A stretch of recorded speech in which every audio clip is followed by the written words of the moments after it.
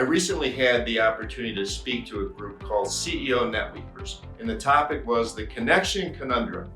And it was about remote work, the pros, the cons, the challenges, and the opportunities. And since I took this topic, I decided to do my research, as I always do. And I talked to a lot of our coaches at TurkNet Leadership Group, and I also talked to some CEOs. I attended a couple sessions on this. And what I found, what I came away with, is the battle lines are drawn. Whether you're on the side of full remote work or all back in the office, there is a battle brewing, and there's lots of perceptions about what's going to happen 6 months from now, a year from now, 2 years from now, and so on.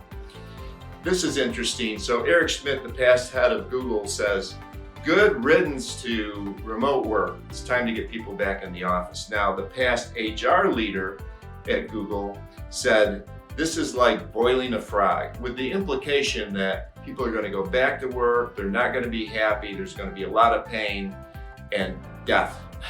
So, but the statistics show that the preferred way that people want to work is in a hybrid fashion. 59% of them say that.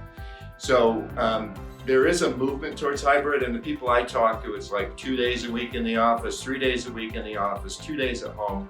But there are some cultural challenges.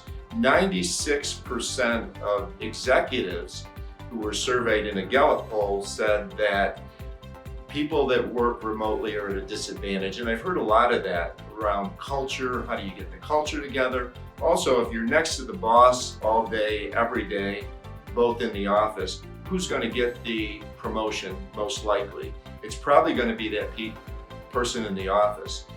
I had an experience. I still like to talk to young people. It's kind of back in my Technology Association of Georgia days, and a mom asked me to talk to her son who was not satisfied with his job.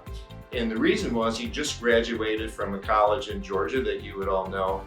And he was feeling like working remotely, and that's all the company was doing.